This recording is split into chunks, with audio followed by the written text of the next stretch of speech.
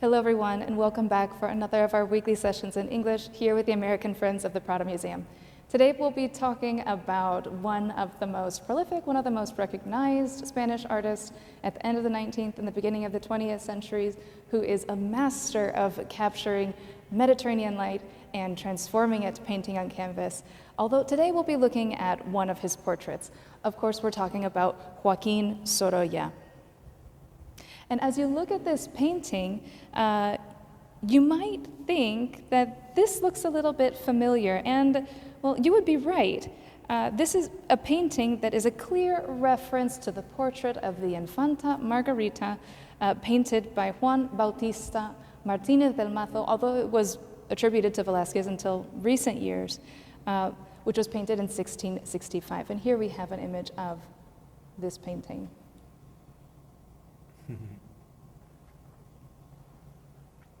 So today we're going to see why does this painting look so much like the Infanta Margarita? And well, it's for a few reasons. And the first thing that we have to know is who the sitter is. Who is this a portrait of?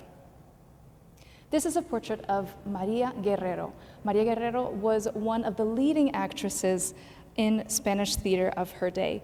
She was well educated, she was cultured, she spoke different languages. She knew the classics well, and she was such a gifted actress. She was well known in Spain and abroad, and today you can even find a theater with her name, the Teatro María Guerrero, which is just a few minutes down the street here from the Prado Museum. And here we see her in one of her most emblematic roles, Finea, from the play La Dama Boba by Lope de Vega. La Dama Boba is usually translated as Lady Nitwit in English. And this is a comedy by Lope de Vega, who was the great poet and playwright from the Siglo de Oro, from the Spanish Golden Age. And in that play, the protagonist seems like she's a bit aloof, she seems like a silly person, and then as the play progresses, it turns out that she's quite astute and quite intelligent and in control of her own situation. So this was one of her most emblematic roles that really launched her to international success. And Sorolla actually worked on this painting 2 times. The first time that he painted this, Maria was 29 years old. And 9 years later, he completely repainted it and he enlarged the painting. And we can still see the lines from the additions on the top and on the bottom. I'm not sure if we'll be able to see it with the camera here, but I think that we can see where he added at the top. So originally this was a much more horizontal format, and then with the additions, especially the large addition at the bottom, we can see how the painting has got to have its dimensions that it has now, which is almost like a square. So Maria is dressed as a character from Maria's husband has also been added to the painting, and he is dressed as a character from the play as Rufino, who was Finea's teacher. And we can also see that Sorolla has fixed the date and put the date that the second painting was completed in 1906, right by the actress's coat of arms. So Maria's painted this way because she's in costume. And of course this costume recalls the fashion of the court of Philip IV.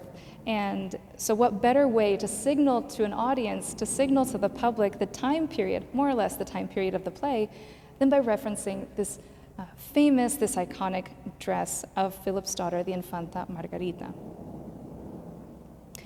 And painting the dress is more than a reference to a time period, of course. This is a direct reference to Velázquez. He was the quintessential painter of the Siglo de Oro, of the Spanish Golden Age, and he was enormously important for Velázquez.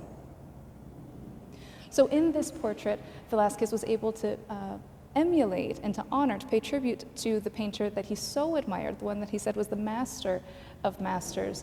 And he did this by referencing that iconic painting, but also by showing that he had incorporated Velázquez's pictorial language into his own style. And we can see these long, confident brush strokes, for instance, with a broad and sketchy and beautiful richness in color, all of the different tones of pinks, blush pinks and salmons and dusty rose colors. And it is their variety that gives that nuance, that gives the fullness and the texture in the dress. We can pick up on hints of blue, both in her ring and also throughout the dress, that are so subtle, just really a beautiful, beautiful painting. And as we look close, we can see that loose brushwork and really feel that the arrival of modern art is just around the corner.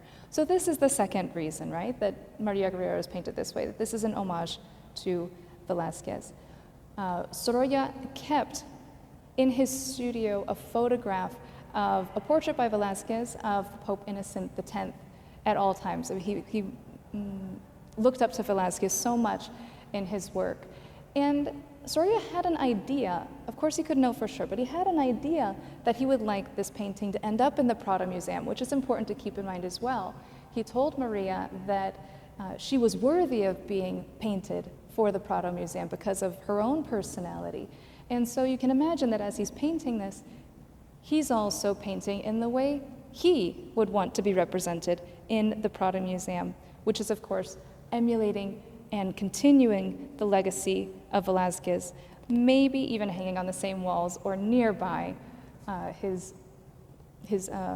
great model. And the last thing that I think that we have to keep in mind when we look at this painting is the culture of the Golden Age, of the Siglo de Oro, which had a resurgence of appeal at the end of the 19th, well, during the 19th and into the beginning of the 20th century.